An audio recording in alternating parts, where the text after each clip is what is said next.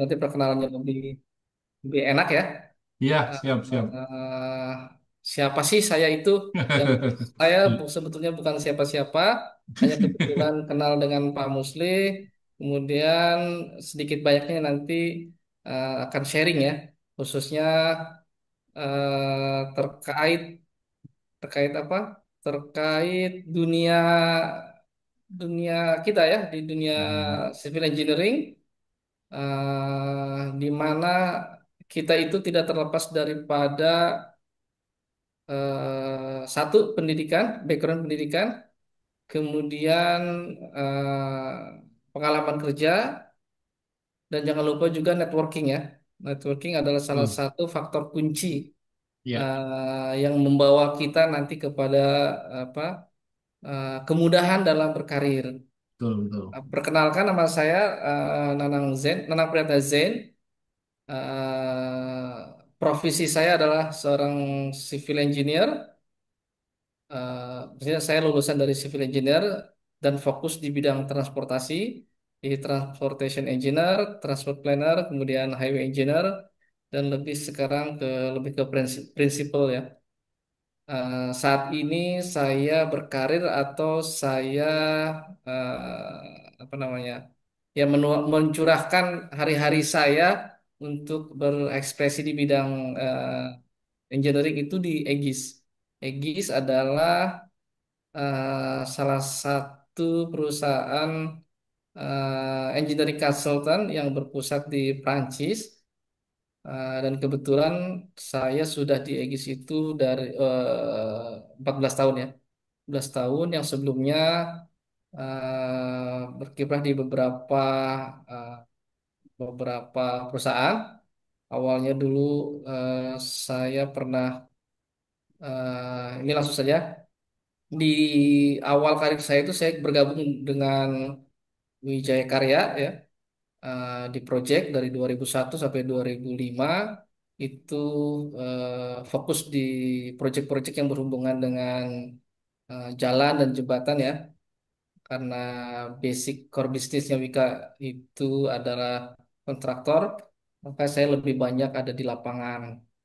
Kemudian di fase kedua di antara 2006 sampai 2011 itu eh, saya mulai terlempar dari zona nyaman di plat merah ke perusahaan asing, konsultan dari asing, di mana di sana dulu saya terlibat proses rekonstruksi Aceh pasca tsunami, bergabung dengan Parsons Global Service yang berasal dari pas Amerika. Dan di sana saya ketemu Pak Musli juga. Kemudian, nah di fase kedua itu saya juga masih fokus di bidang jalan, di highway, di fase DED, kemudian di fase supervisi. Di situ pula karena tiap hari kita bergelut dengan masyarakat dari dunia internasional, maka saya terpacu atau saya dipaksa untuk bisa berbahasa Inggris, baik komunikasi komunikasi verbal maupun komunikasi dalam bentuk email ya. Nah, jadi dari 2006 itu alhamdulillah saya apa namanya dinasibkan gitu, dinasibkan berada di lingkungan yang notabene-nya warga-warga dari negara asing, dari Amerika, dari Inggris, dari Eropa, kemudian dari India, dari Irak, dari Australia. Alhamdulillah di situ apa namanya mulai terbuka saya. Oh, ternyata dunia dunia apa civil engineering atau dunia project itu cukup luas itu. Dan dengan kesempatan itu maka pola pikir kami yang ada di sana jadi terbuka. Tidak hanya sekedar apa namanya dunia dunia di lokal gitu ya, yang notabene-nya banyak titipan, kemudian banyak kompromis, Iya, kemudian banyak normalisasi-normalisasi yang sekiranya itu tidak perlu. iya. Kemudian di dunia internasional itu atau di dunia asing itu semua normalisasi yang tidak wajar itu tidak menjadi normal. Semua harus mengikuti standar prosedur. Dari sisi mungkin dari sisi kepercayaan atau apa namanya religion itu kan mereka notabene-nya banyak yang apa namanya non-Muslim. Tapi dari sisi kejujuran itu kita mesti Kacung berkaca ya jempol ya. kepada mereka Hmm. karena mereka mengutamakan kejujuran dan profesionalitas dalam bekerja. Betul. Itu di fase saya kedua ya. Kemudian di fase saya ketiga, setelah saya selesai di Parsons Global itu, kemudian saya langsung di hire oleh Egis, yang dimana pada saat itu Egis membutuhkan seorang highway engineer. Saya menempati posisi senior apa highway engineer, di mana di situ saya terlibat di beberapa perencanaan jalan raya, kemudian desain drainase, kemudian di beberapa supervisi juga.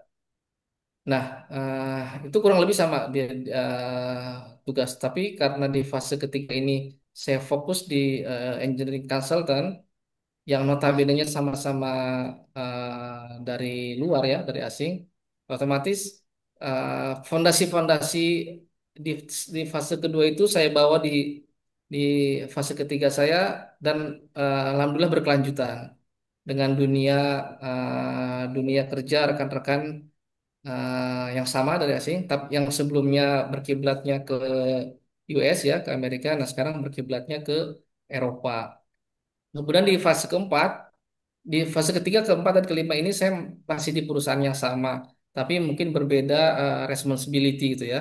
Dari awal saya gabung itu mas engineer, kemudian di fase keempat itu saya dipercaya memulai apa menjadi project manager untuk manage beberapa project-project kecil sedang. Kemudian di fase kelima, sorry, di fase keempat itu saya sudah terbiasa dengan proyek-proyek yang international funded ya, baik dari ADB, kemudian World Bank, kemudian beberapa IFI. IFI itu International Financing Institute itu kan, kayak ADB, World Bank, AFD dan lain sebagainya. Nah, dan beberapa jenis proyek yang kami handle ya, yang seperti ada BRT, kemudian apa ada technical due diligence, kemudian audit, kemudian KPBU yang sekarang lagi mulai banyak lagi digalakkan oleh pemerintah. Nah, kemudian sekarang di fase kelima itu saya mulai saya hitung dari 2025 mungkin nanti sampai ke depan, Allah alam nanti sampai sampai sampai kapan saya masih di sana ya. Itu saya sekarang di apa lebih ke manajerial, memegang project dan tapi tidak apa namanya technical expertise saya masih tetap tetap dipakai gitu kan. Nah, kami memanage project dari mulai project acquisition, dari mulai tender, lelang, project acquisition sama project execution. Jadi dari mulai persiapan, budgeting, kemudian apa pengelolaan manpower, kemudian schedule deliverable, sampai kita bernegosiasi dan dealing langsung dengan klien ya. Ini kurang lebih apa 5 fase profesional karier saya. Oke, bagi teman-teman yang sekiranya akan mulai menuju ke sana, mungkin nanti pada malam ini saya akan coba memberikan gambaran bagaimana sih kita itu menuju dari satu titik sampai ke nanti titik selanjutnya. Nah, pada kesempatan ini saya coba membawakan roadmap bagi seorang civil engineer ya, dari mulai fresh grade, terus mungkin ke fase satu, fase 2, fase 3, fase 4, apa aja sih yang harus disiapkan. Nah, saya coba membuat roadmap yang lebih mudah di nanti di apa di diikuti sama teman-teman. Mohon maaf bukan berarti saya di sini paling paling mampu di antara teman-teman sekalian, tapi setidaknya ada sedikit atau ada beberapa poin-poin positif yang bisa saya sharing, Ya, terutama bagi betul. teman-teman yang masih fresh grade atau karirnya masih baru mau dimulai ya, atau baru mulai ini masih dalam 1 2 tahun setelah setelah kelulusan, Ya, atau ya. mungkin ada teman-teman yang masih kuliah mungkin Pak Musli ya. Ya, ada Kita beberapa. bisa sharing apa aja sih yang harus disiapkan bagi generasi apa sekarang Pak Musli sebutnya? Strawberry. Ah, generasi stroberi, apel, apa Gen yang Z. mungkin Gen Z itu ya. Karena kami dulu dibimbing itu dengan Mm-mm. mental sekuat batu gitu kan. Kami dilempar ke lapangan, kami harus cari informasi di lapangan, kami harus nego dengan subkon dan lain Mm-mm. sebagainya. Itu dulu pada saat kami Mm-mm. masih masih muda gitu ya. Tapi berbeda dengan teman-teman yang Gen Z atau lulusan sekarang ini yang relatif banyak yang dimudahkan oleh teknologi. Betul. Semua itu sudah ada dalam teknologi, tinggal memanfaatkan. Sehingga sisi positifnya itu semua informasi ada, tapi sisi yang kurangnya di antaranya itu teman-teman yang dari atau adik-adik dari Gen Z ini kurang ditempa oleh situasi ya. Ya. Jadi jiwa apa namanya?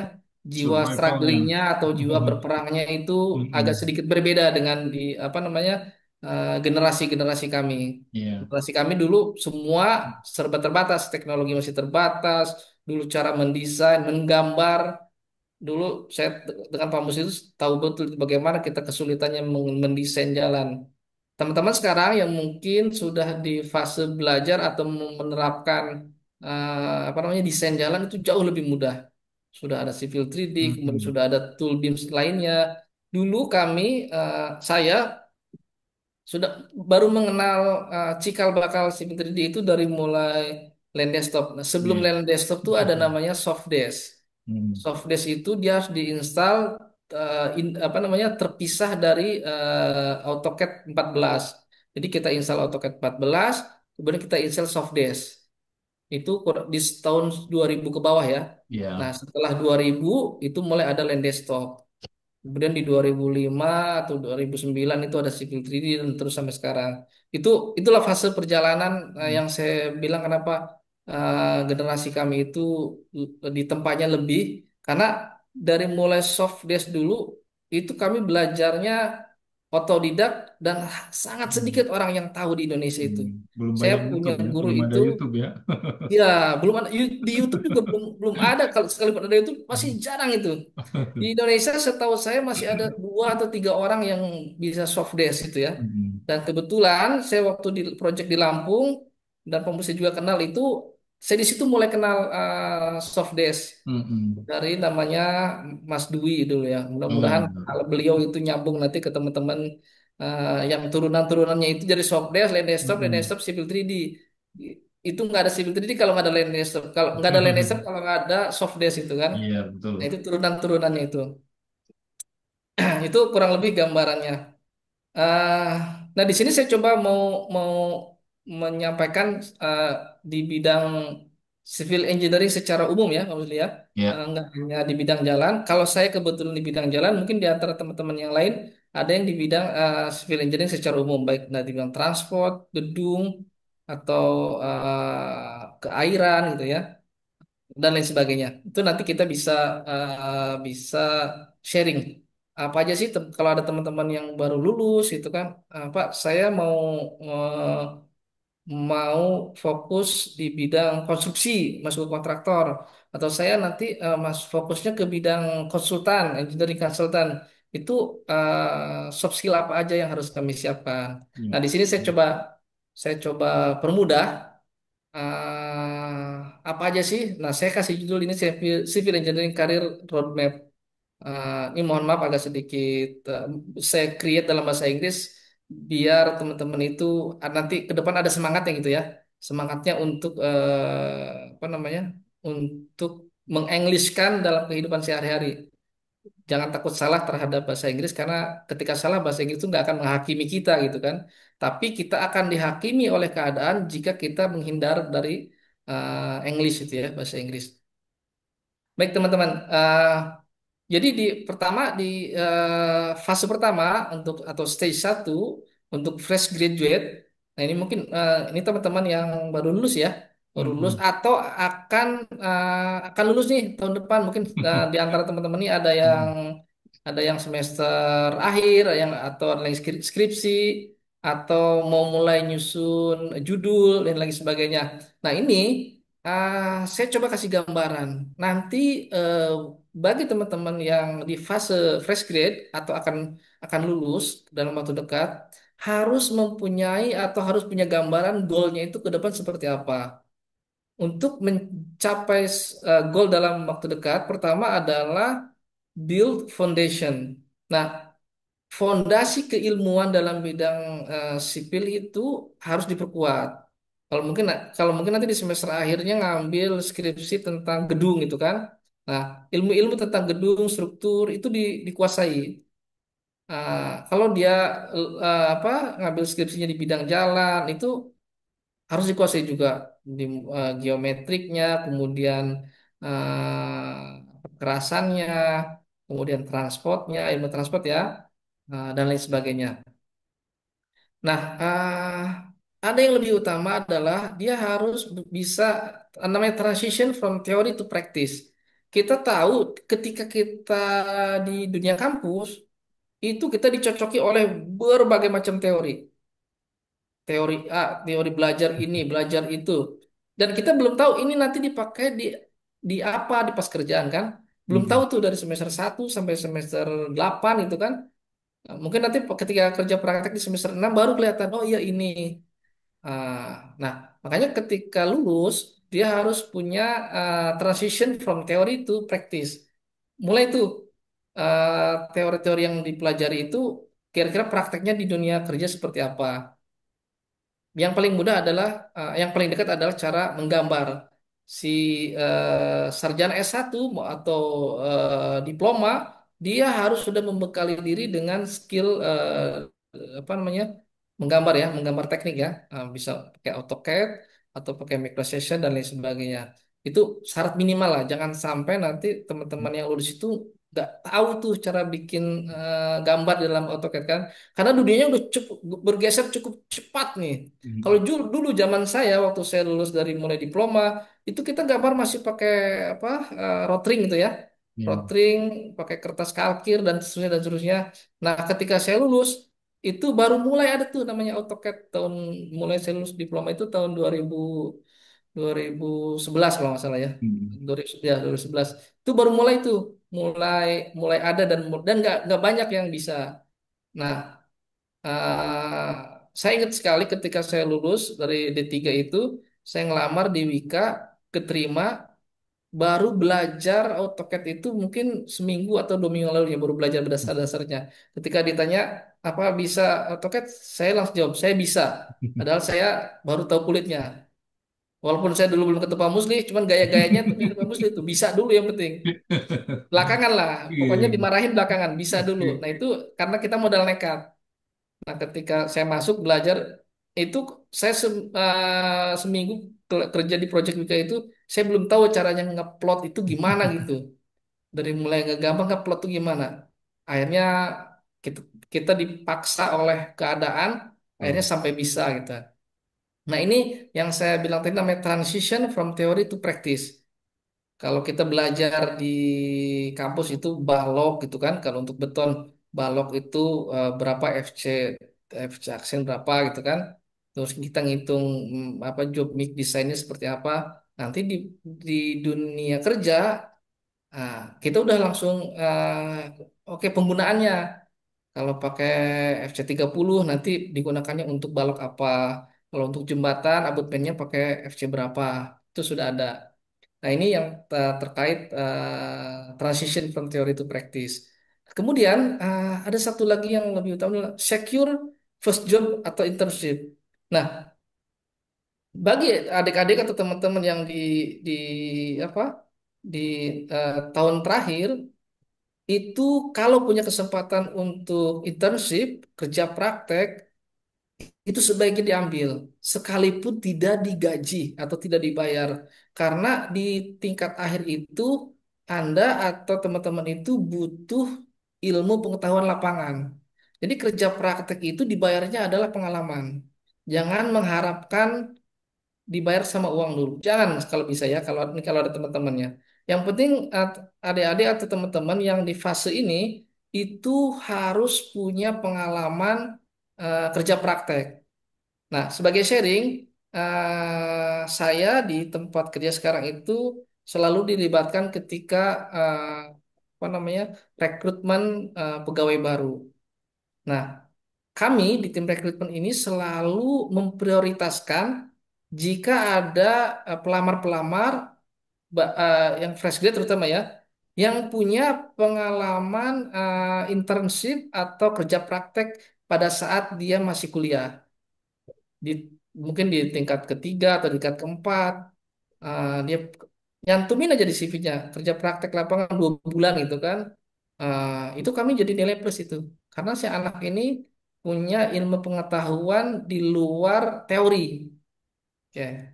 Atau dia contoh kemarin kami baru merekrut satu internship dia waktu kuliahnya itu kerja praktek 1 kali dan ketika dia libur dia magang. Dia magang di proyek tol di Jogja. Nah, itu kami langsung tunjuk ini anak salah satu yang kami cari dan akhirnya si anak itu kami terima di antara puluhan pelamar. Nah, itu eh, itu tipsnya ya. Tipsnya jadi ketika di tahun terakhir atau baru lulus, kedepankan internship sekalipun dibayarnya hanya transport. Nggak masalah. Yang penting teman-teman yang di fase ini nanti punya basic pengalaman di entry point-nya di dunia dunia ini ya, dunia yang fana ini ya, dunia project kan dunia fana banyak sikut-sikutan dan lain sebagainya. Hmm. Nah, ini untuk goalnya. Nah, kemudian milestone-nya, milestone itu apa? Capaian ya, capaian. eh di yang fresh grade itu harus ada namanya line entry atau level of job internship yang tadi saya jelaskan di awal. Dia minimal dia coba dulu kerja. Berapapun gajinya jangan nego dulu. Jangan maksudnya jangan jual mahal dulu. Ini baru lulus belum ada pengalaman tiba-tiba minta gaji X juta gitu kan. Paling nanti HRD-nya atau siapa lu gitu kan. Nah, kalau dia mengedepankan pokoknya saya dapat pengalaman, saya punya ilmu di kampus dan saya ngikutin apa namanya kebijakan perusahaan. Syukur-syukur teman-teman itu bisa masuk ke perusahaan yang sudah ada nama. Mungkin kalau di kontraktor mungkin dia di plat merah gitu ya atau di perusahaan-perusahaan konsultan plat merah atau konsultan lain yang banyak bergerak di bidang proyek-proyek besar kayak perusahaan di jalan tol apa konsultan di jalan tol dan lain sebagainya. Nah, kemudian di fase ini itu minimal teman-teman itu di tahun pertama itu punya 2 atau 3 pengalaman proyek kecil apapun itu ya. Kalau dia mungkin banyak di struktur, dia punya pengalaman di proyek ngedesain bangunan rumah atau ikut developer atau yang sejenisnya ya. Atau kalau dia arsitek, dia bisa apa aja, bikin master plan dan lain sebagainya. Nah, di fase ini juga, nah teman-teman udah harus mulai memframing atau membuild CV yang menarik. Menarik itu harus bisa CV itu mudah dibaca orang.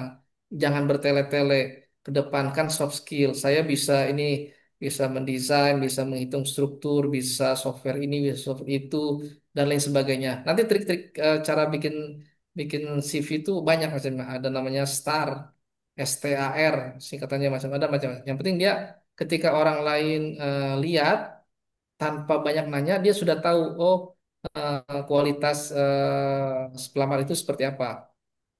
Kemudian mulai membuat profil di LinkedIn. Profil di LinkedIn itu bagus untuk networking ya. Pokoknya connect aja semua. Kalau sudah bikin LinkedIn profilnya ya, kemudian isikan profilnya, skillnya apa aja, lulusan mana. Kalau dia belum lulus kuliah pun sebutkan aja. Kalau dia sudah lulus kuliah, sebutkan judul skripsinya, sebutkan di situ pengalaman kerjanya. Kalau punya karir di organisasi, dituliskan menjadi ketua ini, ketua ini, ketua ini, ketua ini, dan lain sebagainya. Itu sebutkan. Itu nanti orang tuh lebih mudah gitu kan. Kalau punya pengalaman kerja praktek juga disebutkan dan sebagainya. Kemudian, nah yang tadi yang selanjutnya itu learn AutoCAD plus basic analysis tool. Nah, tadi yang udah saya sebutkan ya, AutoCAD itu jadi syarat wajib tidak tertulis bagi seorang lulusan teknik, entah dia teknik sipil, teknik mesin, atau teknik yang lainnya. Kalau dari teknik sipil dia harus ngerti ngerti minimal. Kalau dia fokusnya di jalan, dia minimal udah harus ngerti tuh bikin alignment di civil 3D. Kalau dia mungkin dia fokusnya di struktur, dia harus udah bisa tuh bikin denah rumah dengan strukturnya ya balok kolom dan footplat dan lain sebagainya. Itu terkait soft skill dan kemudian core skill nih. Itu kan toolsnya tadi ya, kalau terkait itu toolsnya. Kalau core skillnya, jadi toolsnya itu untuk apa? Jadi CAD drafting, menggambar, menggambarnya apa? Menggambar teknik gitu ya. Menggambar teknik ya, itu kemudian ada basic structural design. Kalau dia apa mau ke gedung, dia harus ngerti tuh cara cara ngitung pembebanan yang paling gampang. Nanti pembebanan itu nanti universal. Kalau kita nanti kebetulan dapat kerjanya di bagian gedung gitu kan, hitung beban gedung. Atau kalau kerjanya kemudian nanti di bidang transportasi di jalan, jembatan, nanti ngitung beban jembatan. Kemudian asah report writing.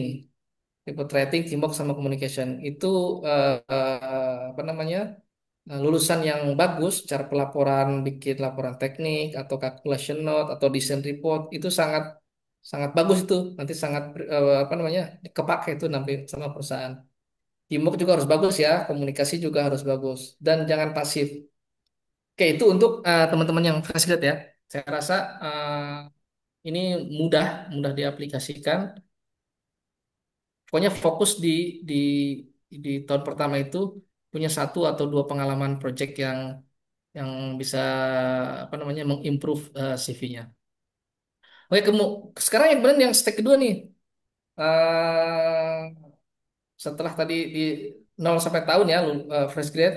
Nah, sekarang saya klasifikasikan yang untuk pengalaman 1 sampai 3 tahun junior engineer atau ya saya sebutnya early career engineer. Jadi ya baru baru tahap awal ya junior engineer. Sama dia goalnya itu pertama deliver small task independently, prepare for professional registration. Nah, di Indonesia ini kan ada apa namanya? Ada salah satu syarat ya untuk kita bisa menjual diri kita atau perusahaan itu bisa ngelihat kita salah satunya eligible itu kita punya SKA atau sekarang sebutnya SKK. Nah, di pengalaman di fase ini tuh sebagusnya teman-teman sudah mulai mengajukan membuat SKK menurut bidang kira-kira ini saya banyaknya sekarang di bidang apa nih? Di bidang proyek jalan. Bikin SKK di jalan atau saya banyaknya di beberapa proyek ini di bidang water resources. Nah, saya mengambil SKK-nya SKK SDA ya sumber daya air atau banyaknya di gedung. Mungkin SKK-nya SKK ahli bangunan gedung gitu kan. Bisa dari mulai yang muda dulu. Ini harganya juga mungkin cuma 2 juta atau nggak nyampe 2 juta ya. Yang ini. Nah, ini nih bisa dipakai nanti untuk melamar selanjutnya. Nah, kemudian misalnya apa? Sudah bisa belajar melit proyek-proyek kecil ketika dikasih beban tanggung jawab oleh pimpinan gitu ya, oleh senior engineer. Udah bisa apa namanya? Independen gitu. Apa biasanya kalau apa senior engineer itu suka ke junior engineer yang kreatif sama independen. Dikasih taunya sedikit, terus dia explore. Nah, kita mintanya, sebenarnya saya sebagai senior engineer, saya mintanya tolong carikan referensi tentang desain jalan di mana di Pacific Island. Pacific Island itu dari Australia ke atas lagi ya. Nah, terus kalau si junior engineer itu dia nyari tuh. Oke Pak, nah, saya dapat yang di standar Ausrutnya seperti apa, terus kemudian standarnya di Papua Nugini seperti apa, standarnya di Solomon Island, di Vanuatu, di Fiji dan sebagainya. Nah, itu itu jadi nilai plus tuh positif. Jadi saya sebagai seniornya senang. Oh ini anak ini saya minta satu, dia cari dua, tiga. Berarti dia level mengeksplornya itu independennya cukup tinggi. Nah ini bagus ini. Nggak pasif gitu ya, aktif. Kemudian selanjutnya itu dia di fase ketiga itu dia minimal sudah bisa dapat dua atau tiga project. Kemudian yang dia buat portofolio tuh di LinkedIn-nya. Saya mengerjakan sebenarnya desain gedung 10 lantai. Walaupun dia bukan mendesain, dia terlibat. Kan yang mendesain itu ada tim ya. Dia terlibat cuman gambar aja nih, gambar. Nah itu nanti di portofolionya dibuat. Nanti diambil gambar lengkapnya, taruh di situ. Atau teman-teman ada yang kerja di supervisi lapangan. Sebenarnya supervisi bangun gedung atau supervisi jalan atau jembatan. Nah, nanti di portofolionya juga bisa ditampilin. Di foto-fotonya, tugasnya di lapangan seperti apa, profil proyeknya seperti apa, nilai proyeknya seperti apa, pendananya dari siapa, apakah dari PUPR atau dari mungkin dari APBD atau mungkin dari proyek World Bank dan lain sebagainya. Nah, kemudian ya tadi ada lagi professional license proses. Tadi SKK tadi ya, juga harus di-update gitu ya. Nah, untuk soft skill dan core skillnya, ini kan di tahun ketiga ini dia sudah lebih ini ya, udah 3 tahun. Jadi kan teorinya sudah dapat di kampus. Nah, 3 tahun itu sudah tahu tuh mengaplikasikannya. Kalau dia di bidang struktur dia bisa apa namanya? Misalnya dia bisa tools etab atau stat. Nah, di situ dia harus harus bisa mengaktualisasikan atau mengimplementasikan soft skill-nya tadi di project gitu ya. Kemudian juga sebaiknya di fase awal itu teman-teman eh, apa namanya terlibat juga di proyek supervisi supaya tahu teori seperti apa, lapangan itu seperti apa, ya. Sebenarnya kalau bangun jalan itu seperti apa sih itu kan kita tahunya di teori itu oh jalan itu ada subbase, base course, atau surface itu kan atau kelas A, kelas B, kemudian aspal atau rigid. Kita kan tahunya di teori ya. Nah, tapi kalau ikut ke lapangan atau dapat project yang sifatnya konstruksi atau supervisi, kita tahu tuh, oh ternyata ini timbunan itu harus dipadatkannya setiap 15 cm atau 20 cm. Kalau ada timbunan 5 meter, itu nggak bisa dipadatin setiap 1 meter. Harus per 15 cm atau per 20 cm. Rujukannya apa? Oh, rujukannya ini spek umum Bina Marga tahun 2000 tahun 2000 atau 2018 atau update-nya atau sekarang yang terbaru 2025 gitu. Nah, ini yang tadi bilang harus kalau bisa mendapat kesempatan untuk disupervisi dan poin plusnya juga dia harus ngerti tuh cara ngitung volume pekerjaan. Namanya sebenarnya quantity take off ya. Nah, jadi di 3 tahun pertama ini dia sudah ngerti cara mendesain, ngerti pekerjaan lapangan, ngerti cara hitung kuantitinya. Itu nanti ke depannya tuh bisa lebih apa? Lebih mudah nanti jalannya. Oke, itu di fase kedua. Sekarang saya coba masuk ke fase ketiga. Untuk teman-teman atau para lulusan sarjana dengan pengalaman antara 3 sampai 7 tahun dari mulai 3 menjelang 4, 5, 6, 7. Harus PowerPoint-nya yang masih ini, pertama. yang PowerPoint-nya masih yang 0 sampai 1 years, Pak. Waduh, duh, sebentar, sebentar. Mhm. Masih belum gerak ya? Iya, Wait, wait, wait.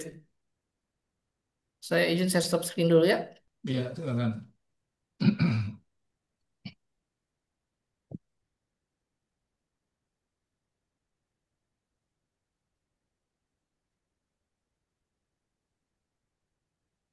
Screen 2.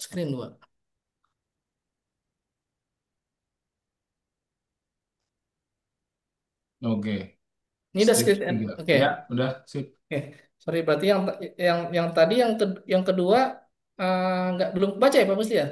Belum, mundur sedikit. Belum sedikit Coba ya. cek. Nah, ini Belum. Ya, belum ya. ya. Ini Tapi tadi teman-teman udah dijelaskan kan? udah jelas nih ya. Pertama ya di sini ada deliver, kemudian ada milestone-nya, kemudian ada apa core skill, soft skill sama core skill-nya. Itu kurang lebih yang tadi saya sampaikan. Nah, sekarang ke fase ketiga ya, fase Ya. ketiga sebagai project engineer nih. Dengan pengalaman dari mulai pengalaman 3 menuju 4, 5, 6 sampai 7. Nah, itu saya kategorikan atau kita kategorikan sebagai project engineer. Pertama dia goalnya itu dia bisa melit medium size project scope. Medium itu mungkin di atas 50 atau di atas 100 miliar gitu ya. Proyek-proyek yang udah berencana 100 miliar gitu ya. Itu udah medium size.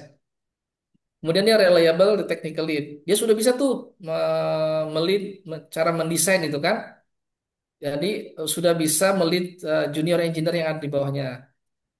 Dengan milestone dia dia tuh harus punya target dia harus bisa profesionalisasinya harus naik. Kalau yang tadi SKK-nya masih muda gitu kan. Nah, ini udah mulai bisa naik nih ke Madya. Biar nanti nilai jualnya bisa tereskalasi lagi. Nah, nilainya mungkin apa di yang muda itu gajinya mungkin 4 atau 5 juta gitu kan. Atau dimulai di project ini, jadi ketika di SKK-nya udah Madya, dia udah bisa punya nilai jual tuh ketika ngelamar ke perusahaan lain. Dia mulai, oh, saya punya pengalaman 3 proyek atau 4 atau 5, saya SKK saya udah Madya gitu kan. Nah, masa saya dibayar sama sih gitu. Skill saya udah nambah. Berarti disitulah apa namanya ada nilai jual bargaining. Kemudian dia harus sudah bisa melit tim pada satu project ya. Kemudian dia bisa mendeliver multi case tadi. Jadi kalau sudah di fase ini project engineer, dia itu udah harus multitasking. Sudah multitaskingnya sudah bisa dilepas, nggak di apa namanya, bisa mengerjakan lebih dari satu project dalam satu masa. Jadi ada contoh dia dapat kalau kalau perusahaannya itu punya beberapa project, dia harus sudah mampu mengerjakan 2 project dalam satu satu masa, bisa manage waktu. Kemudian core skillnya, jadi skill desain itu udah mulai advance tuh ya. Udah lebih. Kalau mungkin apa sebelum-sebelum itu mendesainnya pakai walaupun pakai tools itu kan, ya di sini udah harus kalau sekarang zamannya udah BIM, BIM itu udah wajib itu kan. Nah dia udah mulai harus tahu tuh ketika dia di fase advance itu bagaimana mengintegrasikan beberapa tools BIM yang dipakai di satu perusahaan. Contoh, kan BIM itu kan multi apa namanya integration ya. Untuk dia eh, dia pakai software ini nanti bisa pakai software lain itu kan. Banyak itu ininya hitung-hitungannya. Oke, kalau dia fokusnya sekarang di desain jalan, dia bisa pakai Civil 3D, bisa pakai InfraWorks, bisa pakai kemudian Revit, kemudian diintegrasikan atau syukur-syukur nanti dia ngerti Navisworks-nya dan seterusnya dan seterusnya. Itu teknologi yang mempermudah sebetulnya kan. Terlepas nanti di mana dia belajar, pakai toolsnya yang original atau pakai yang student version atau pakai yang versi-versi yang lainnya. Itu kan media ya, media. Syukur-syukur kalau perusahaan dia dikerja di satu perusahaan yang perusahaannya itu support. Support itu menyediakan training dan menyediakan software yang original itu ya. Itu kembali lagi ke masing-masing perusahaan.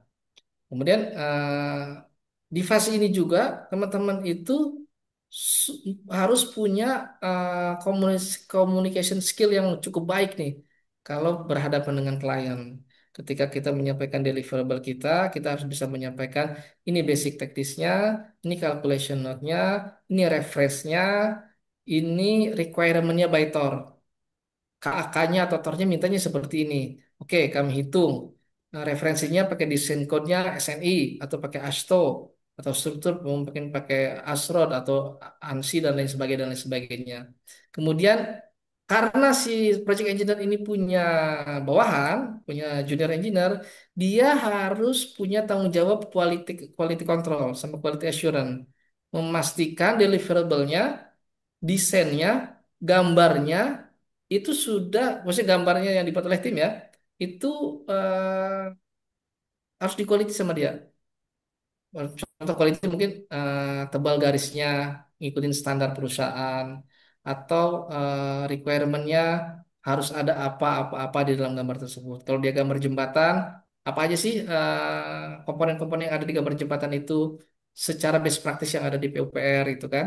Atau kalau gambar gedung itu harus ada apa aja? Mungkin ada kalau gedung bangunan rumah atau gedung, dia harus ada schedule pondasi, kemudian schedule tie beamnya, schedule kolomnya, schedule mungkin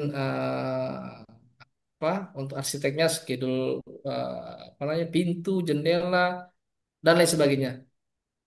Jadi itu sudah harus bisa meng-QC, meng-QA/QC produk yang di-create barang-barang oleh tim. Nah, ini yang di tadi ya fase ketiga di saya sebutnya project engineer gitu kan.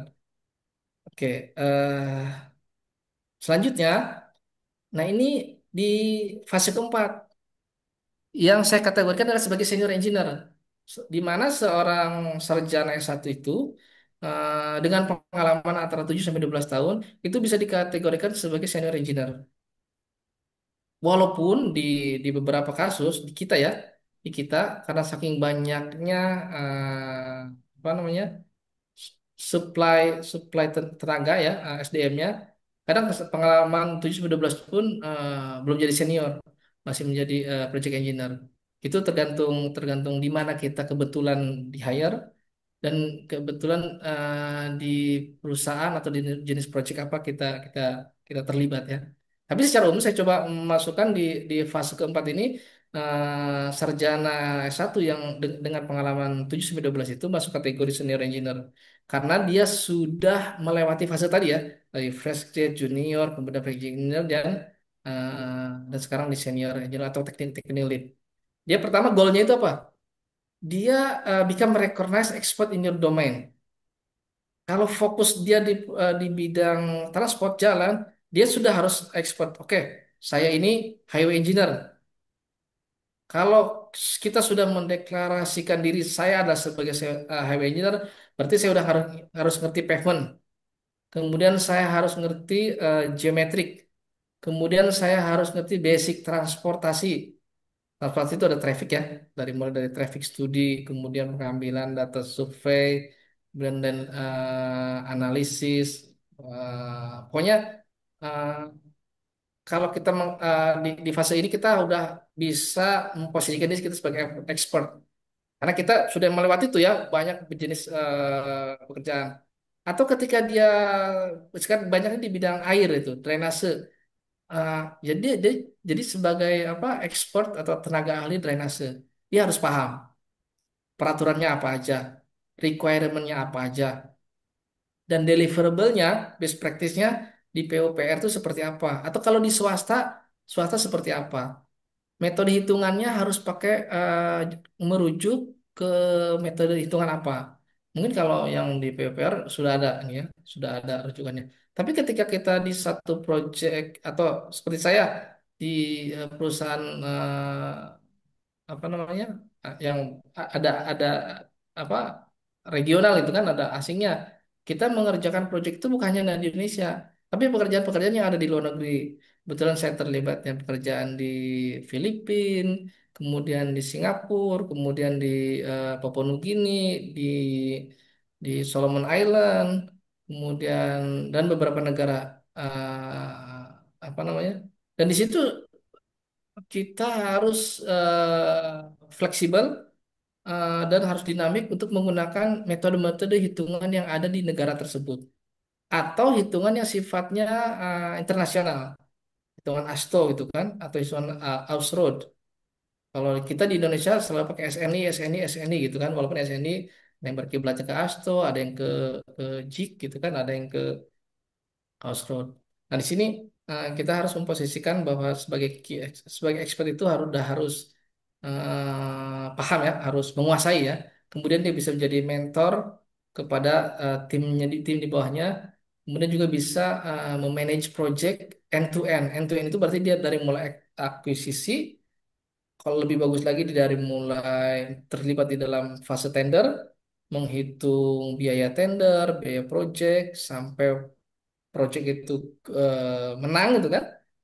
Menang, habis menang dia kick off meeting, kemudian dimobilisasi tenaga ahli dan lain sebagainya sampai selesai project dan sampai project itu di handover ke pemilik project. Itu salah satu goalsnya. Kemudian milestone-nya, teman-teman yang di fase ini tuh milestone-nya dia harus bisa melin project besar. Biasanya kalau udah di fase ini dia di atas dia tuh langsung project manager atau project director. Jadi dari project manager langsung PIC-nya dia. PLC-nya dia, oke dia yang running tuh, sudah harus paham ya. Kemudian dia mendevelop internal standar. Perusahaan itu kan harus punya identity ya, identity jenis. Kalau dia merilis gambar, ya khasnya apa nih gambar, sebenarnya gambar desain jalan, khasnya apa, template-nya gimana, plot cell-nya seperti apa. Jadi ketika nanti orang lain atau klien yang lihat, wah ini kayaknya desainnya di perusahaan perusahaan X nih. Saya tahu nih perusahaan X, ininya engineer-nya atau leadernya si A gitu kan. Jadi sudah punya tuh stylenya.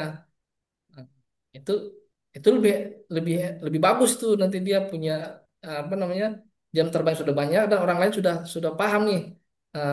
Bapak ini tuh sebenarnya background apa eh, expertise-nya di jalan nih di highway.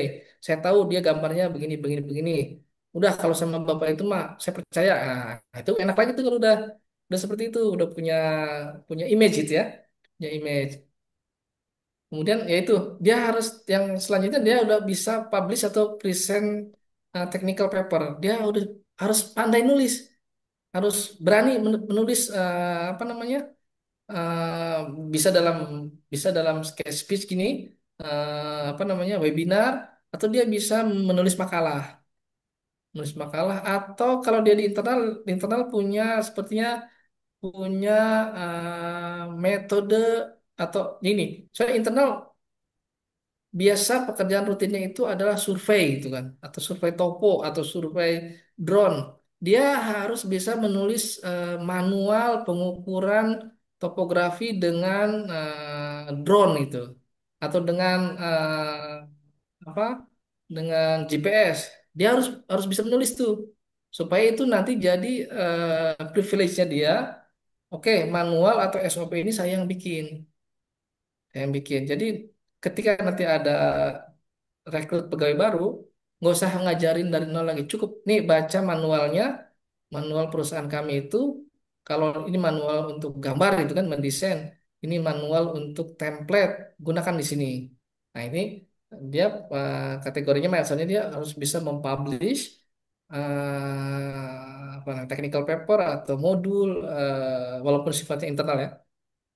Nah, itu beberapa poin plus yang harus dipunya oleh seorang senior engineer. Kemudian core skillnya, dia kita sebutnya ada strategic planning, leadership, sama client relationship dan mentoring. Karena di fase ini kita sudah mulai dilibatkan nih mencari project, terlibat di fase tender, terlibat tender itu berarti ada unwheezing, kemudian ada presentasi, ada mungkin beauty contest, kemudian kita juga nanti akan sering ketemu dengan klien dan lain sebagainya dan sebagainya. Ah, komunikasi cukup cukup penting ya. Syukur-syukur punya keahlian atau bahasa Inggrisnya apa cukup menguasai gitu ya. Nah nah ini kemudian yang terakhir eh di fase kelima nih, ini fase yang cukup susah ya, susah dalam arti dia sudah melewati yang tadi dan sekarang dikategorikan sebagai expert atau prinsipal atau mungkin kalau jadi gini ada yang level masuk ke level technical, ada yang masuk ke level manajerial.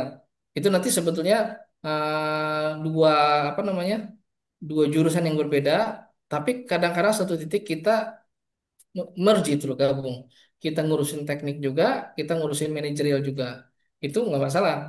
Selama nanti tugas dan tanggung jawab dan hak dan kewajibannya itu jelas ya di perusahaan.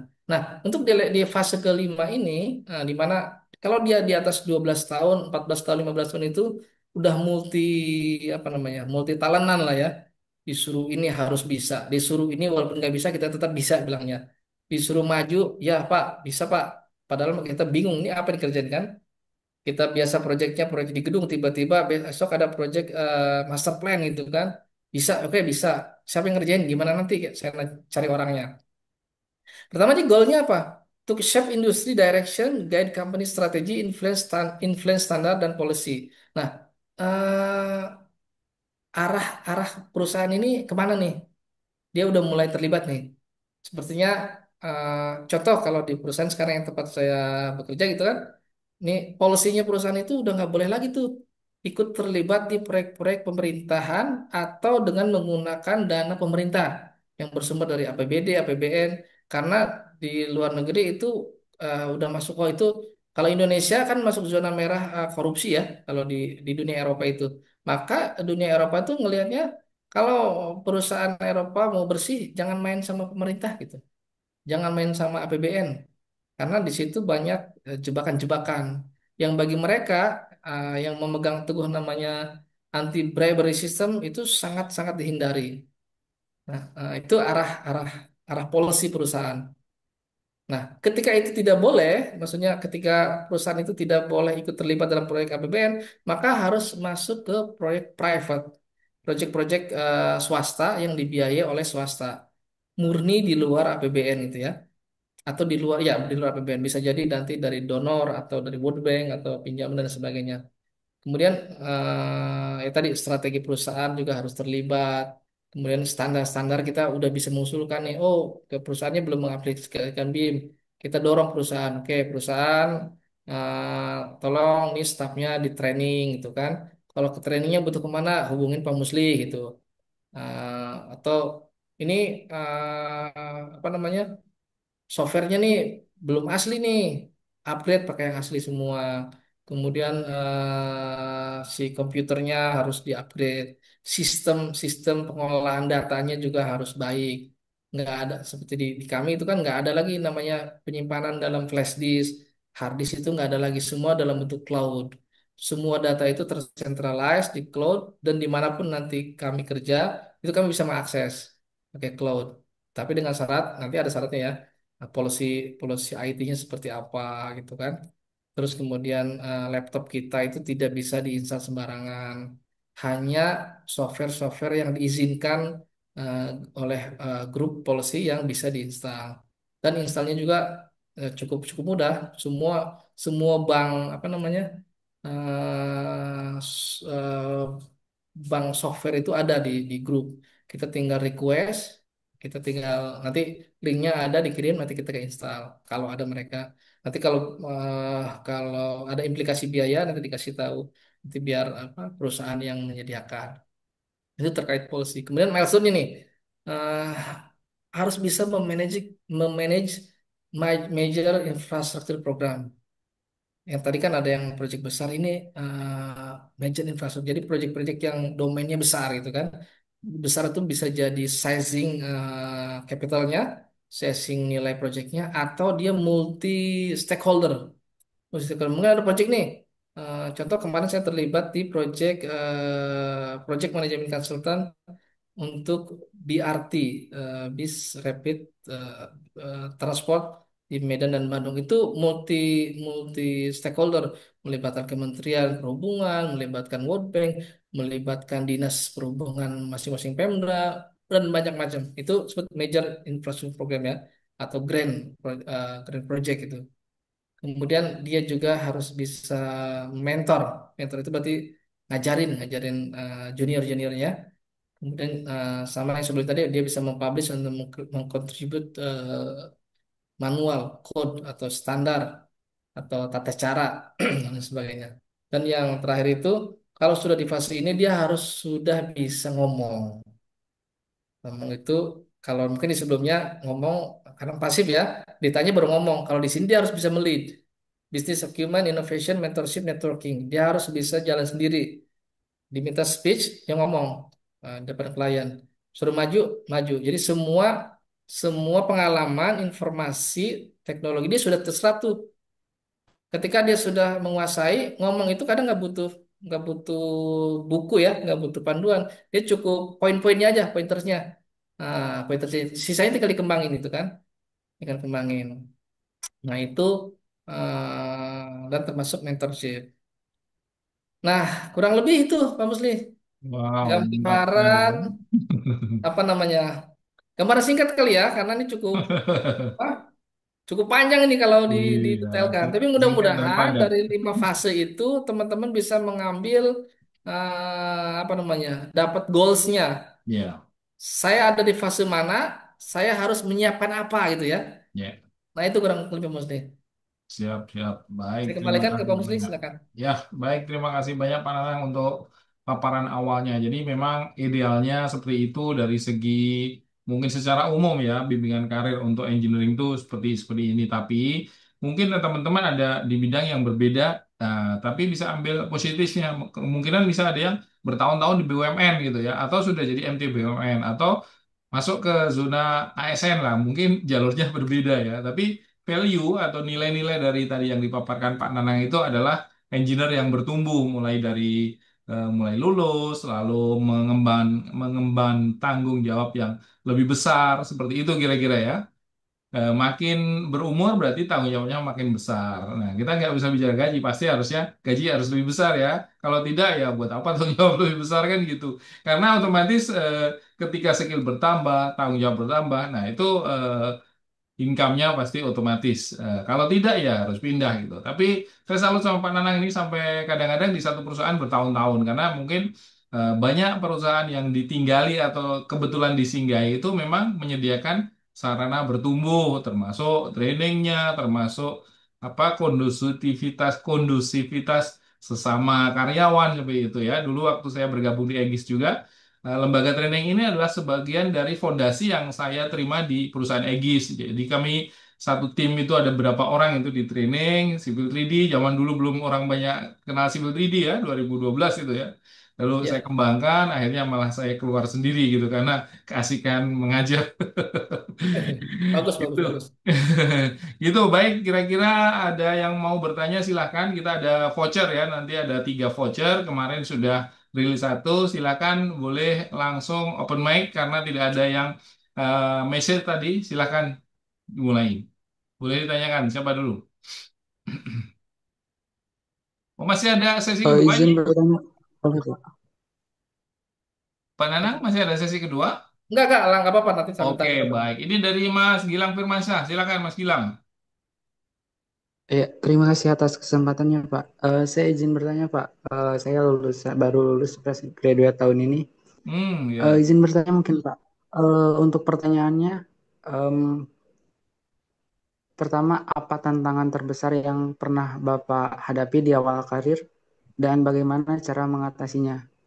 Nah, untuk pertanyaan kedua, menurut Bapak, hal apa yang paling membedakan engineer yang biasa aja dengan engineer yang sukses di bidang sipil? Terima kasih, Pak. Oke, tantangan apa saja yang pernah dihadapi, Pak Nanang? Silakan. Oke, balik lagi ya. Tantangan dulu dengan tantangan sekarang itu sangat berbeda jauh ya. Ya. Dulu itu tantangannya kita teknologi belum banyak. Dalam arti komputer itu masih terbatas dulu ya zaman saya itu. Saya bikin tugas akhir dulu itu masih rental warnet. Per jamnya Bisa mungkin dengar itu. 2.500 atau 5.000 saya lupa kan. Saya dulu belajar SAP 2000 itu di warnet. Hmm. Berarti ketika saya belajar itu saya ngeluarkan uang itu kan. Dan pokoknya Iya. semuanya itu ya ada biayanya gitu.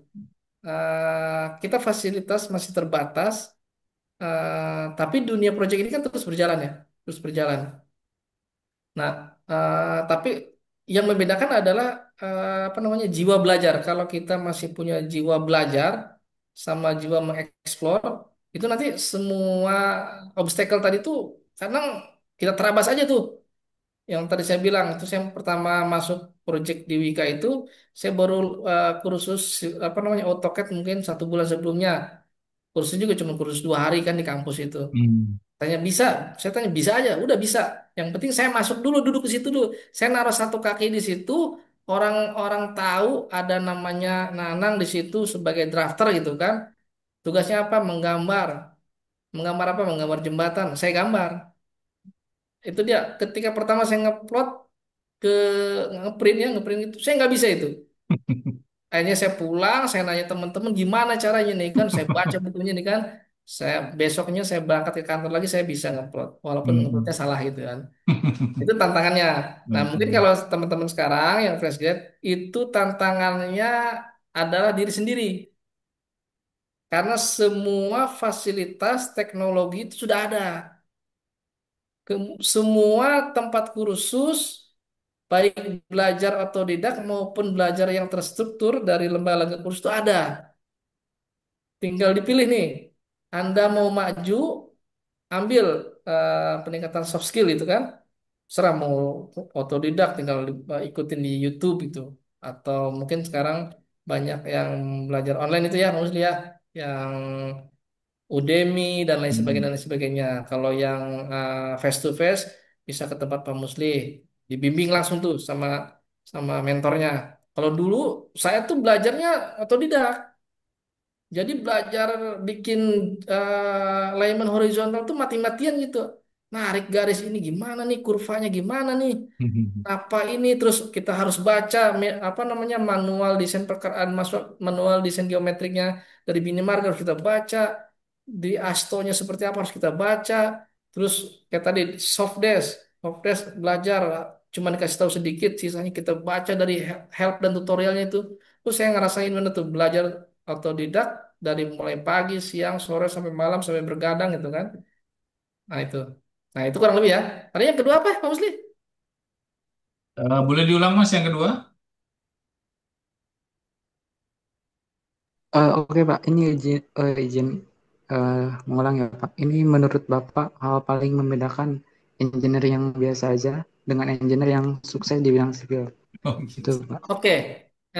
Yang membedakan ya tadi, yang sukses biasanya yang punya kurios tinggi, yang punya rasa penasaran tinggi, yang punya jiwa belajar lebih.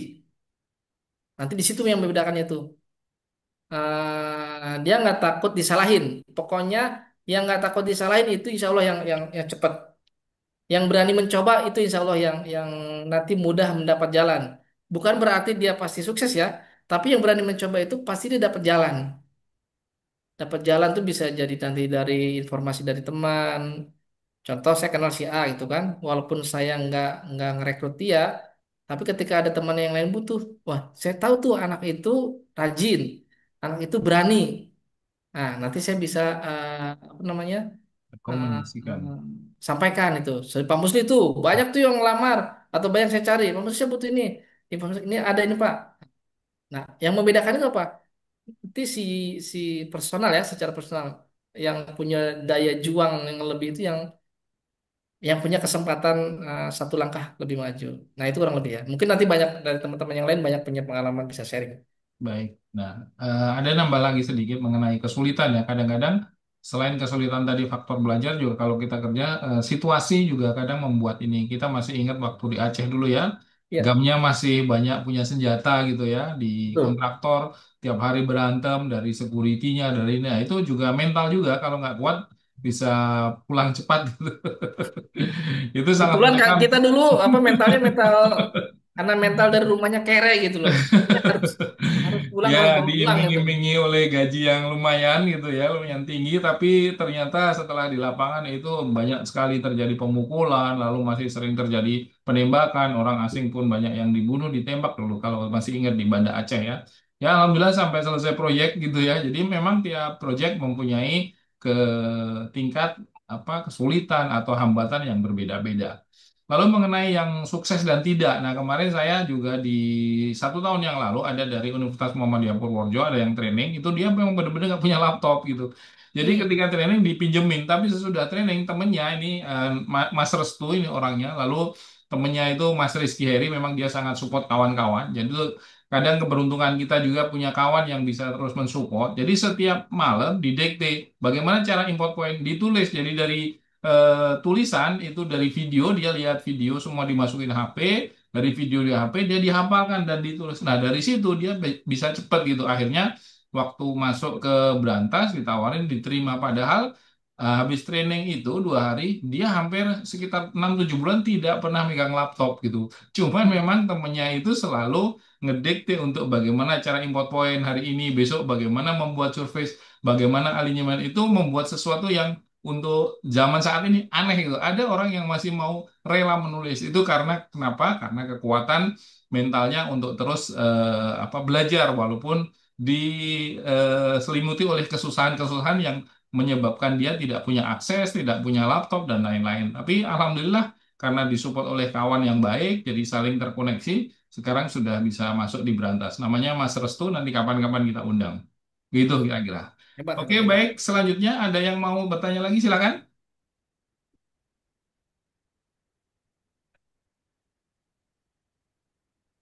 Atau Pak Nanang masih ada yang mau disampaikan? Boleh? Oke, Masih ada waktu untuk? saya mungkin sedikit ya. Ini lebih Ya, ke silakan. summary ya. Ya, Summary apa lebih ke tips career, career development tips. iya. Ini saya klasifikasikan menjadi dokumen, attend, rotate across, join, network, sama use. Dokumen itu apa?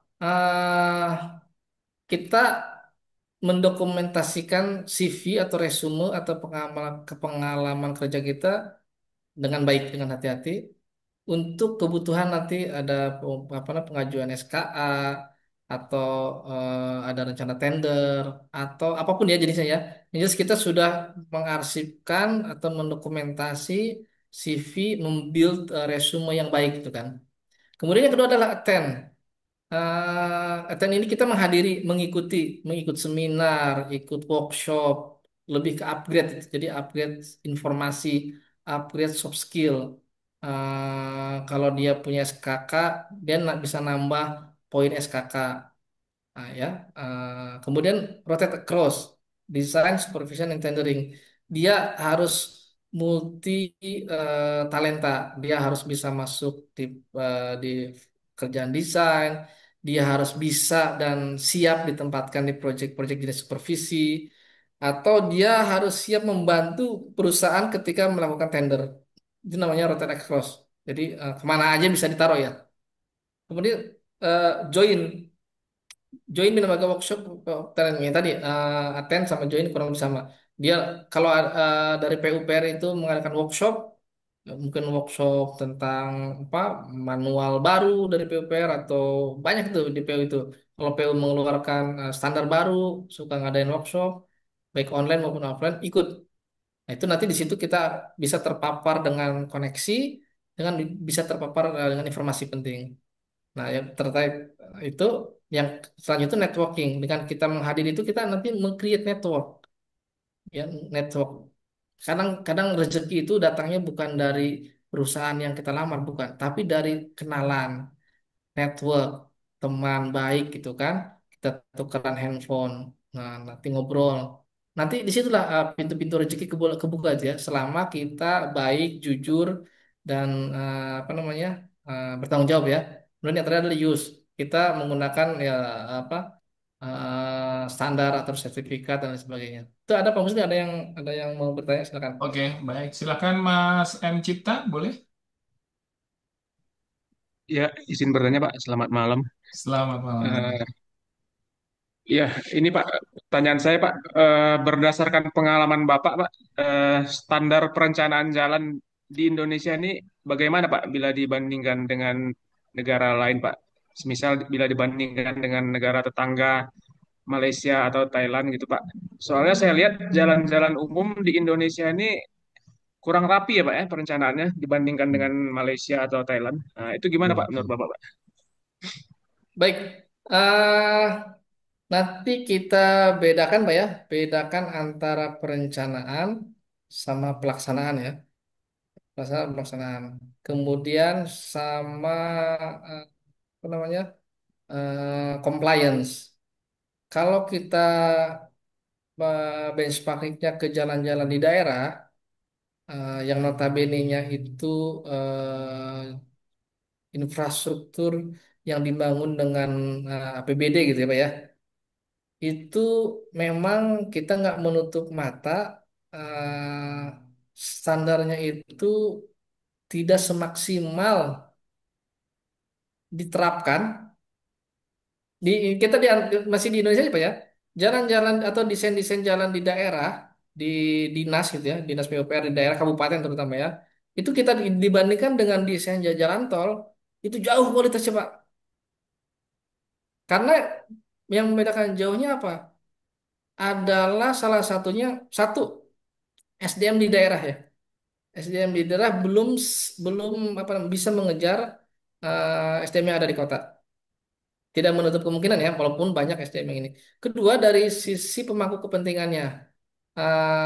teman-teman atau bapak-bapak yang di PUPR itu beda ininya, apa, dengan yang ada di pusat itu ya, memeriksanya gimana. Ya kadang-kadang punten-punten kalau di daerah itu yang penting mah dokumennya ada dulu nih, dan dulu jadi dulu bisa dipaketin, revisi belakangan. Dan hampir setiap pemerintah daerah itu paket-paket sudah, saya nggak mau ngomongin ya, tapi ini yang saya dapati di lapangan, itu paket-paket perencanaan itu sudah di ijon semua tuh, sudah dibagi-bagi tuh, dan tidak melihat apa namanya kualifikasi ya, tapi melihat dibagi ke siapa nih, karena kan di daerah itu punya apa namanya janji politik ya, janji politik, kemudian paket-paket perencanaan, dari mulai sisi perencanaan loh Pak, perencanaan itu sudah dibagi-bagi. Beda kalau yang di pusat, misalnya di pusat itu di levelnya kementerian ya, levelnya kementerian itu memang standar standar penerimaannya juga tinggi. Semua desain itu harus ada checklistnya. Dari mulai perhitungannya, ada calculation note-nya atau desain report-nya harus di review sama tenaga ahli juga. Sehingga nanti kalau Bapak pernah lihat gambar desainnya jalan tol, itu rapi. Rapi itu dalam arti semua komponennya itu ada semua itu kan. Ketika naruh saluran ini, alasan salurannya apa? Ada hitungannya ini. Semua ada. Itu baru kita di level dalam negeri itu Pak ya. Antara pekerjaan di kementerian atau di pusat dengan di daerah itu cukup jomplang. Belum kita ngebandingin di luar. eh Mau jauh Pak, kalau di luar mungkin agak sedikit berbeda dari tadi, namanya perencanaan itu nggak ada tuh dibagi-bagi ke masing-masing pemerintah daerah itu, gitu loh. Proyek dia ada pemerintahannya yang fokus dan profesional, gitu loh. Profesional ya, intinya sih profesional, profesional dalam deliverable, sama profesional apa namanya, review, sama profesional dalam pembayaran, terutama pembayaran. Punten-punten di kita itu di daerah itu sudah bukan rahasia lagi tuh, namanya paket itu ada itunya gitu ya, nah itunya. Nah di luar, kalau di luar setahu saya nggak ada Pak, atau karena saya beberapa di apa namanya yang terbaru ini saya kerjakan di Solomon Island Pak, di Pasifik sana, kita nggak ada tuh namanya kita kunjungan ke lapangan, kita ngasih makan PU-nya itu nggak ada, atau PU-nya ngasih makan kita nggak ada. Jadi kita ke sana tuh ya makan sendiri-sendiri, ya sendiri-sendiri. Tapi kalau kita mau apa, sekedar beli jajanan minuman itu fine lah. Itu negara kecil yang jauh majunya dari Indonesia. Mereka menerapkan itu tuh ya ya karena itu ya, karena mungkin bukan budaya sih, kalau budaya jelek sekali ya. Cuman ya itu kelakuan di kita. Nah, tapi berbeda Pak ketika kita masuk di perusahaan-perusahaan yang berafiliasi keluar. Di berafiliasi keluar itu praktek-praktek praktek-praktek yang under table tadi itu sangat dihindari. Ya, kurang lebih seperti itu, Pak. Nanti panjang ceritanya. Cukup apa namanya? Ya, waktu di Aceh kan ada Pak Surveyor itu ya, ketika dia makan siang dengan kontraktor atau nongkrong di warung kan jam istirahat pada itu ditegur dari atasannya, Anda nggak boleh terlalu akrab dengan kontraktor, tidak etis Ya, gitu ya. Nah, betul. memang sistem yang harus kita ciptakan. Yang sesudah itu kan masih ingat ya, ada perusahaan Korea termasuk sukses membangun jalan, lalu ada perusahaan Indonesia juga, tapi sampai 6 kilo di scrubbing karena kurang kualitasnya ya. Nah, Ya, ya perusahaan betul. perusahaan itu ternyata menjadi holding sebuah jalan tol. Nah, holding itu artinya pemilik. Nah, ketika kualitas pemiliknya gitu, terus dia bikin kontraktor sendiri, lalu bikin PT konsultan sendiri. Nah, itu bayangkan bagaimana yang orang-orang luar bisa menegur si kontraktor padahal konsultan pengawasnya juga sama-sama satu perusahaan gitu. Nah, sejak di era-era sebelumnya beberapa tahun ini kan untuk tol saja kualitasnya sangat menurun seperti MBZ seperti itu ya, jalan tol seperti malah jalan lokal itu loncat-loncat. Karena ada juga beberapa perusahaan yang langsung dibeli langsung suruh kerja karena dia punya dana misalnya ya yang jual Honda itu kan punya grup seperti itu langsung mempunyai jadi investor, lalu dia juga bikin kontraktor langsung, bikin konsultan ya artinya memang karena pemerintah butuh dana besar dalam waktu cepat ya dia membutuhkan investor asing atau investor dari luar pemerintah. Nah, karena dia juga pengen untung, maka investor itu juga menciptakan kontraktornya sendiri, menciptakan konsultannya sendiri. Akhirnya, ya begitulah antara sesama anggota kan nggak bisa saling menegur dengan independen seperti itu. Beda ketika zaman dulu ada namanya dana-dana asing seperti ADB, JBIC, lalu ASEAN apa namanya dari Amerika juga ada gitu ya. Nah, itu benar-benar supervisinya banyak juga yang ahli expert didatangkan dari Jepang gitu ya. Dengan bantuan mereka otomatis kualitasnya juga sangat terjaga. Tapi sejak era-era yang sekarang kan bantuan asing sudah sangat kecil gitu. Bahkan sekarang berubah kiblatnya dari Cina. Jadi bantuan asingnya plus orangnya plus tenaga buruhnya gitu nih. Itu memang zamannya sudah berubah gitu kira-kira ya. Karena sekarang Betul, dibutuhkan betul. serba cepat produknya ya. Langsung jadi itu. Gitu kira-kira. Oke, silakan ada yang mau tanya lagi? Atau mau dilanjutkan sedikit Pak Danang sambil nunggu rekan yang mau bertanya? Oke, baik, saya akan mengulas sedikit terkait sebentar terkait.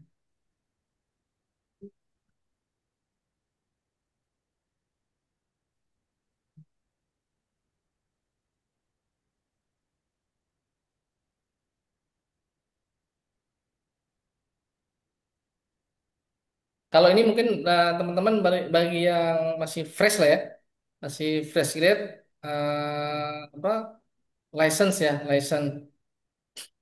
Apa sih ya license yang harus punya nanti ke depan gitu kan? Eh, ini sorry ini dulu SKK nama sekarang dulu SKK SK sekarang SKK. Eh, jadi pemerintah itu melalui LPJK dia sudah mensyaratkan itu kan. Tenaga-tenaga profesional itu harus punya sertifikasi keahlian ya, sertifikasi keahlian dari muda, madya, sampai utama. Goalsnya memang nanti ketika dipakai tender, jadi ketika tender itu selalu diminta tenaga ahli kualifikasi pengalaman 10 tahun. SKK yang diminta adalah utama, jalan utama atau jalan madya. Kemudian pengalamannya bla bla bla bla bla gitu kan. Nah, ketika si perusahaan itu mulai masuk ke satu tender, perusahaan itu membutuhkan tenaga atau bank data atau bank tim yang punya sertifikasi-sertifikasi tadi. Itu kalau kita berbicara di satu perusahaan. Atau ketika kita menjadi freelance dan kita memiliki ini dan ada lowongan, setiap perusahaan itu mendapat tender apa mendapat proyek itu kan, itu pasti mereka akan mencari tenaga ahli. Dan tenaga ahli ini pun biasanya disyaratkan punya SKK. Kalau untuk perusahaan-perusahaan di engineering consultant ya. Karena mau tidak mau suka dan tidak suka ini sudah jadi alat bargaining yang di-create oleh pemerintah melalui LPCK untuk menciptakan atau untuk mendapatkan tenaga ahli yang kompetitif. Walaupun pada kenyataan di lapangannya ini bisa ditransaksikan gitu ya. Nah, tapi sisi positifnya ada ketika kita mengajukan SKK. Kalau dulu mungkin kalau mendapat SKK itu harus training dulu apa. Kalau sekarang ada satu lembaga yang dia Pak SKK-nya itu hanya menggunakan wawancara. Hotline. Kita, ya apa kita CV kita create, kemudian kita presentasi di depan penguji, nanti seminggu selesai jadi. Yang penting apa namanya biayanya dilunasi. Nah itu dinamika di lapangan. Tapi poin pentingnya adalah karena kita atau teman-teman yang bergerak di bidang di bidang project itu ya, di project civil engineering di Indonesia, maka SKK ini jadi sifatnya mandatori kalau kita mau terus bersaing ya. Walaupun walaupun SKK ini di luar nggak dipakai Pak. Jadi bukan nggak dipakai. orang nggak nganggap itu. Kalau kayak contoh di Australia, mereka Hmm. pakainya PN, Hmm. professional engineering, professional engineer apa gitu kan, ada PN, ada CN, ada register, kalau RNA, register number of engineer. Kalau mungkin di eh, di Amerika itu kan, di Amerika, di North America itu PA, professional engineer. Kalau di Eropa, di Inggris namanya CEng, civil engineering, dan lain sebagainya, dan sebagainya. Walaupun di kita kan ada yang profesional apa, ASEAN tuh ya, ASEAN. Tapi punten aja, kadang yang APU lah, IPU segala macam. Karena di luar itu nggak dilihat sama kita, jago nih di Indonesia, punya IPU lah, inilah, jadi profesional itu ya. Ketika kita di luar itu, eh, mereka yang lebih diutamakan adalah yang PA itu ya, PA atau PN atau CN. Itu apa namanya? Itulah kejadiannya gitu ya, di antara antara kita yang di Indonesia dengan profesional-profesional di luar. Cukup informasi aja sih sebenarnya. Kalau kita di Indonesia ya udah cukup, ya udah ikutin aja yang Indonesia. Nanti kalau mau go internasional baru harus disiapkan. Begitu kurang lebih, teman-teman, ini tambahannya ya, supaya mudah-mudahan Hmm. apa bisa ngebuka nih. Oh, ternyata dunia civil engineer itu bukan bukan hanya ini aja gitu. Ya. Mungkin itu. Ya, baik, siap. Ada lagi? Udah nggak ada? Udah capek mungkin, udah malam. Oke, terima kasih banyak sekali insight-nya. Mudah-mudahan bisa membawa manfaat untuk teman-teman sekalian di tengah kesibukan Pak Nanang gitu ya. Ini ngantor terus apa WFH? Kebetulan saya sekarang jadi tenaga ahli untuk proyek persiapan di KPBU di IKN, Pak Musli. Jadi Ya. IKN itu kan kita tahu nih, IKN itu Mm-mm. udah jadi undang-undang ya. Ya. Nah, jadi kan mau nggak mau tuh harus dibangun gitu sama pemerintah. Mm-mm. Sedangkan kayaknya APBN-nya tuh gak cukup nih pemerintah nih. Tapi itu Mm-mm. udah harus jalan itu. Nah, pemerintah itu sekarang lagi menggalakkan KPBU untuk pembangunan jalan. Mm-mm. Jadi di sana ada pembangunan jalan-jalan yang belum terbangun itu nanti di KPBU kan. Sekarang lagi proses KPBU. Kebetulan kami, saya dengan tim itu di EGIS itu jadi konsultan penasehat teknis namanya untuk transaksi di fase persiapan ini. Nah, Mm-mm. sekedar saya juga, itu dari 4 paket KPBU itu 2 dari Cina, Pak. Ini pemberangkasannya Mm. dari Ya. China State sama China Harbor. Kemudian yang dari dalam negerinya, BUMN-nya ada Adikarya sama Nindya Karya. Mm-mm. Ini kita lagi apa? Lagi berjibaku gitu, Mm-mm. mengamankan standar prosedur, karena teman-teman di otorita IKN itu masih sedikit yang paham tentang KPBU ya, tentang Mm-mm. bidang jalan. Jadi kita di situ diminta mensupport, kita membuat standar-standar dan mengawal mereka ketika merunning. Jadi kayak saya setiap bulan tuh mungkin dua bisa bolak-balik gitu ke Kalimantan. Ya. Ini Tapi baru pulang saya hari, hari Jumat, belum kan, minggu ini lagi ada oke, di tapi berarti dananya untuk misalnya membayar Egy sendiri apa nggak dari APBN itu? Nah, kebetulan Egis ini di hire-nya sama PT SMI. PT Hmm, SMI itu iya, iya. adalah kepanjangan tangannya dari Kementerian Keuangan. Jadi kita Oh nggak iya. di kita nggak dibayar sama Kementerian Keuangan langsung, tapi kita di bawah Mm-mm. PT SMI itu. Oke, Jadi PT oh SMB gitu. dia jadi apa, special vehicle ya, Mm-mm. kepanjangan tangannya khusus, BUMN ya, Kementerian Keuangan, yang Mm-mm. khusus menangani proyek-proyek KPBU dan investasi lah. Oh gitu, ya. Saya pikir APBN kok masih mau gitu ya. Tadi kan ceritanya udah nggak mau gitu ya. Ya, di tahap waktu tender juga kayak gitu. Ini APBN bukan? Oh enggak, kita Iya. kontraknya under private. Oke, siap. Walaupun sumber dananya dari, karena Iya. SMI itu, segala informasi itu salah satu BUMN yang bersih, Pak. Mm-mm. anti corruption Oh dari gitu. semua level. Mm-mm. Ya, ada anti bribery sistemnya cukup cukup Bagus ketat itu lah. ya. SMPT apa itu? Itu. Sarana multi infrastruktur, Oh, yaitu kayaknya bidang dia perusahaan baru ya? udah sekitar 16 tahun ya. Oh, 16 tahun ya? Dia khususnya bidang pembiayaan, Oh, pembiayaan. pembiayaan. Nah, Siap. karena dia pembiayaan, dia integritasnya cukup tinggi, orang-orangnya pun bisa dibilang cukup bersih. Makanya Mm. Egis, Egis cukup dekat dengan PT SMI itu. Kita Oke. sering banyak dari Mm. dulu mulai di waktu COVID. Waktu COVID itu kan pemerintah ngasih ini yang ngasih pinjaman ke daerah-daerah itu. Nah, kita terlibat audit apa namanya dana pemulihan ekonomi nasional itu. Oh iya, oke. Ya. Jadi dari situ akhirnya deket gitu ya. Kita terus dekat dan Mm. cukup karena nama Egisnya cukup Mm. dianggap cukup besar gitu kan dan punya Ya, integritas dan mereka juga senang gitu kalau ada logo Egis di laporan-laporan itu. siap. Ya, alhamdulillah masih ada yang bisa diandalkan dari perusahaan-perusahaan nasional gitu ya, yang berintegritas mudah-mudahan nanti menyebar dan banyak perusahaan yang bisa begitu. Harus sebenarnya harus.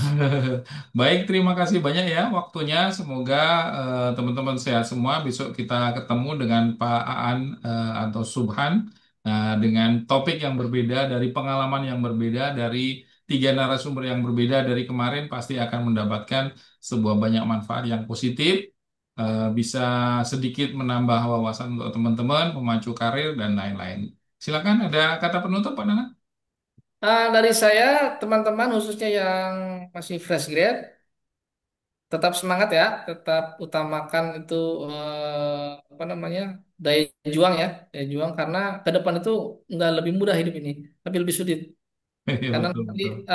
apa namanya dunia kita itu apa namanya akan berlawan dengan sistem.